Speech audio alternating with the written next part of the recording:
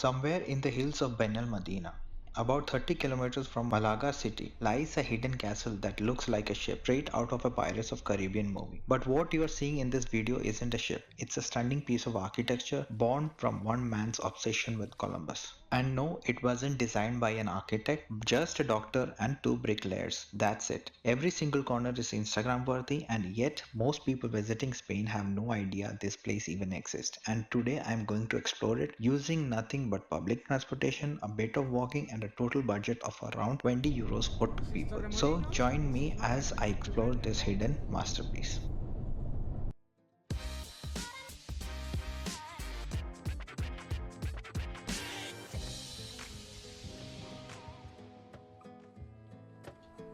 I started my day at my apartment right in the heart of Malaga city. It's budget friendly and super well connected, perfect for exploring both the city and beyond. More videos will be coming soon. From there, I'm walking over to Centro Alameda station. You have got two main options to start your journey, Centro Alameda or Maria Zambrano station. Since Centro Alameda was closer for me, that's where I will catch the train C1 heading towards Girola. That's the line you will take to reach Colomares Castle, and I will be getting down at Torremuelle station. Whether you start at Centro Alameda or Maria Zambrano, both connect to the same C1 train going towards Girola, so you are covered either way. The best way to reach Colomares has been explained at the end of the video. Before your trip, consider getting the green Malaga travel card. It's convenient, works across trains, trams, metro and buses, and best of all, since the card is multimodal and shareable, just load enough balance for everyone in your group and tap once per person at the entry points. You don't need a separate card for each traveler. You can buy the green travel card at any shop displaying tabacos, which is pretty much located every corner of the city. Colomares Castle falls under Zone E, and train details are provided in the description. If you prefer, you can now purchase a single-use ticket at the station through self-service vending machines.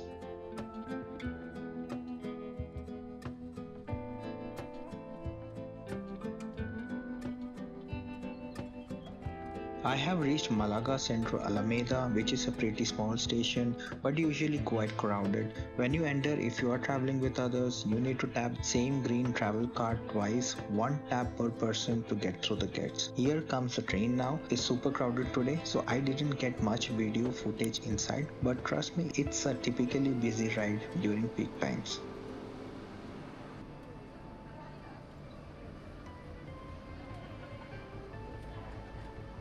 I have arrived Torremuelle station, but honestly the best stop to get to Colomares Castle is actually Arroyo de la Miel, something I have explained more towards the end of the video. At first I thought walking from Torremuelle would be easy, but when I saw there weren't many cabs around and the path was completely uphill, I started to have my doubts and felt almost impossible to walk uphill. With no other option, we began the walk following the Google Maps, which said it would take about 15 minutes. Tell me in the comments, do you think it would be an easy walk for you by looking at the uphill view? Luckily, just a few minutes in, we spotted a passing cab, waved it down, and the driver was happy to give us a ride to the castle. The views along the way were stunning, vibrant colors, sunshine at its peak, and I could not help but laughing thinking back to how I was convincing my wife to walk uphill when I myself wasn't sure it was even doable.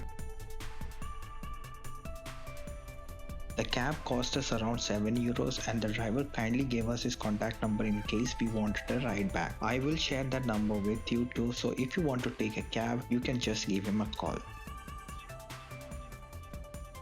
So here I am, finally at Colomares Castle. This place really caught our attention from the pictures, and it definitely didn't disappoint in person. The castle is open from 10 a.m. to 5 p.m. and the best part is you don't need to book in advance. You can just buy your tickets right here at the entrance for only 3 euros per person. Now let's dive in and explore this incredible masterpiece. I will also share some fascinating facts about the castle that you probably didn't know. It's the end of March, and just look at how strong the sunlight is. You definitely won't see much without your shades. Thankfully, there are not many people around right now, but I bet during peak season this place gets packed.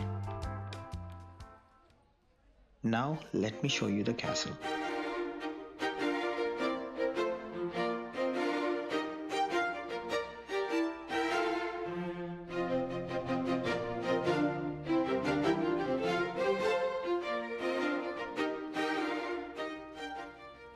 The castle looks like a medieval fortress, resembling a ship built entirely by hand, without any heavy machinery. It was built by Dr. Esteban Martin, a doctor by profession with no formal education in architecture. With just 2 brick layers, he created this masterpiece out of his obsession with Christopher Columbus. The construction took place between 1987 and 1994. This castle tells the story of Columbus' epic voyage in 1492, his ships, his journey, all reflected through the sculpture. Inside, it also houses the smallest chapel in the world, just under 2 square meters, dedicated to Saint Elizabeth of Hungary. The castle was built to remind us of something many tend to forget: Columbus' strong ties to Spain, especially his departure from Palos de la Frontera. With its towering spires and symbolic mosaics, Colomares feels like something out of fantasy, yet surprisingly very few people know it. That's all in the details I'm sharing for now. I really want you to experience the magic of this place in person. Trust me, every corner is a masterpiece and incredibly photogenic. Since the castle is perched above Benalmádena and the surroundings are rich with birdlife and greenery which you can see for yourself, great for peaceful walk and some unexpected wildlife encounters. The view is absolutely amazing.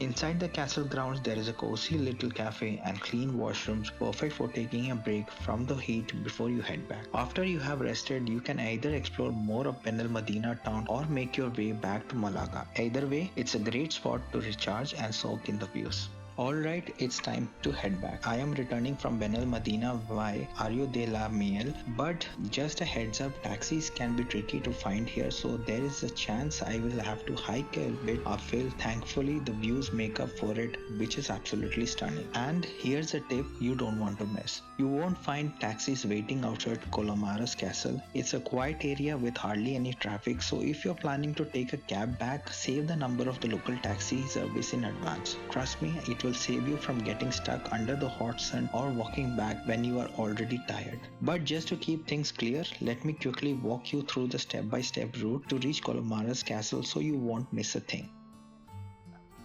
If you're planning to visit Colomares Castle using public transport, here what you need to know. The main train stations to keep in mind are Malaga, Maria, Zambrano and Finigirola. Since the station closest to me was Centro, Alameda, I decided to catch the C1 train from there, which connects both stations heading towards Finigirola. Once you are on the C1 train and you get off at Arroyo de la Miel station, from here you can hop on local bus that takes you either Benalmádena, Pueblo or La Mimosa. The place you are seeing on screen right now is actually right between those two stops. Now here's my personal recommendation. Get off at Benalmádena, Pueblo. It's an official taxi point, which means you are way more likely to find a cab to take you straight to the Colomares Castle. Super convenient and way less walking. Or walk 10 minutes downhill from La Mimosa bus stop to the castle. And if you are not in the rush, I really recommend spending some time exploring Benalmádena, Pueblo. It has this unexpected Santorini charm, narrow cobble streets, bright pops of color and cozy little cafes tucked into every corner. Take a slow walk through the old town center, passing cheerful storefronts and hidden alleyways until you reach Jardín del Moro, a peaceful terrace with panoramic views over the coastline. From there, you can take a free public lift that takes you down from the cliffside. Once you are down, just follow Google Maps for a gentle scenic walk towards Colomares Castle. It's quite relaxing and honestly, this route is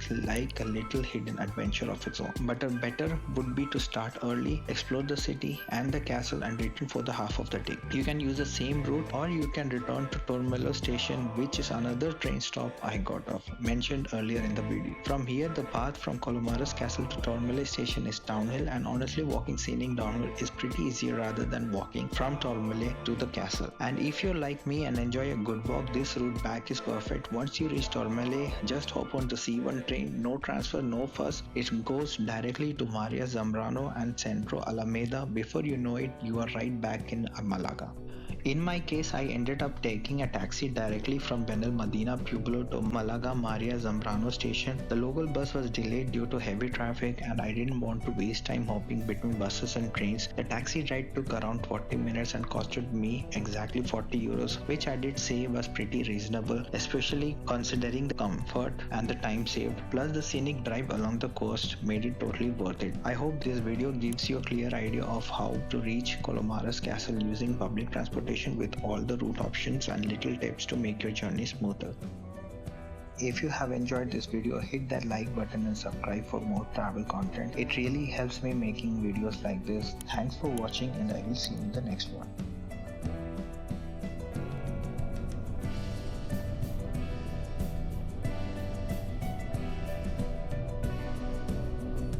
The weather in Estonia is rainy, no?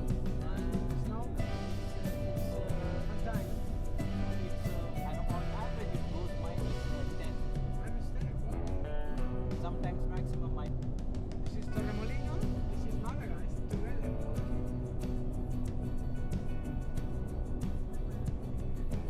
It's metropolitan.